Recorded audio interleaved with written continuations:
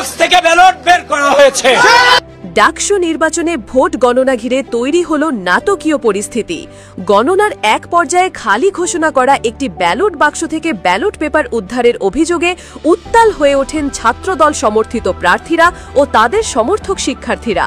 এ ঘটনাকে কেন্দ্র করে ভোট কেন্দ্রে হট্টগোল, স্লোগান ও তীব্র বাদানুবাদের সৃষ্টি হয়। মঙ্গলবার রাতে ভোট গণনা চলাকালে ছাত্রদল সমর্থিত ভিপি প্রার্থী আবিদুল ইসলাম খান সাংবাদিকদের সামনে ক্ষোভ প্রকাশ করেন।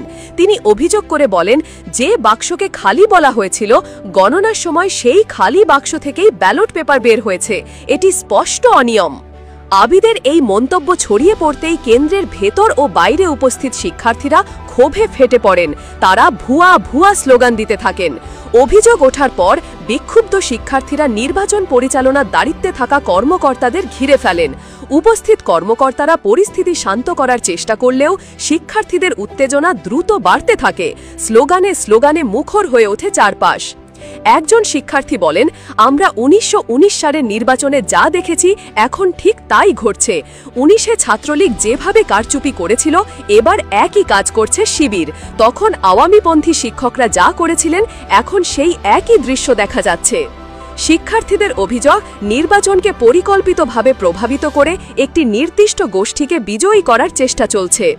ঘটনার সময় ধারণ করা বেশ কিছু ভিডিও সামাজিক যোগাযোগ মাধ্যমে ছড়িয়ে পড়ে।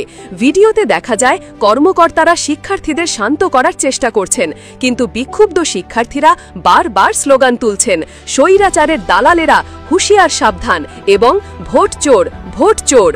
ভিডিওর উপস্থিতি পরিস্থিতিকে আরও জটিল করে তোলে। অনেকে মন্তব্য করেছেন, নির্বাচনের স্বচ্ছতা নিয়ে নতুন করে প্রশ্ন উঠেছে। খালি ঘোষিত বাক্স থেকে ব্যালট উদ্ধারের অভিযোগে ভোট গণনা কিছু সময়ের জন্য স্থগিত রাখা হয়। ফলে ভোট কেন্দ্রের পরিবেশ উত্তপ্ত হয়ে ওঠে।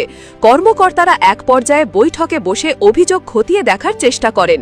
তবে বিক্ষোভরত শিক্ষার্থীরা জোর দিয়ে বলেন, শুধু ব্যাখ্যা নয়, দায়ীদের বিরুদ্ধে কঠোর ব্যবস্থা নিতে হবে।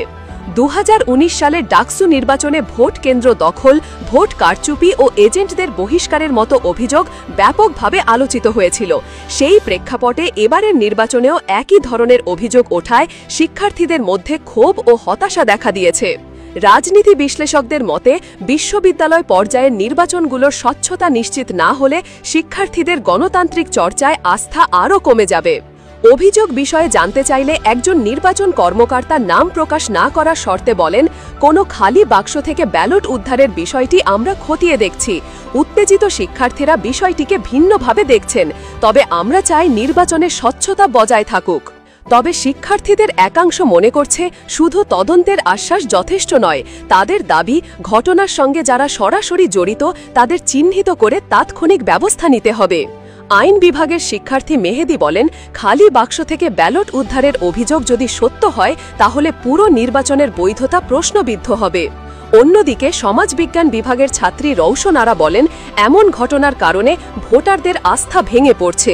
বিশ্ববিদ্যালয়ের মতো জায়গায় যদি স্বচ্ছ নির্বাচন না হয়, তাহলে ভবিষ্যৎ প্রজন্ম কি শিখবে? এখন শিক্ষার্থীদের দৃষ্টি বিশ্ববিদ্যালয় প্রশাসন ও নির্বাচন কমিশনের দিকে। অভিযোগের সঠিক তদন্ত ও দায়ীদের বিরুদ্ধে কার্যকর ব্যবস্থা নেওয়া হলে পরিস্থিতি শান্ত হতে পারে।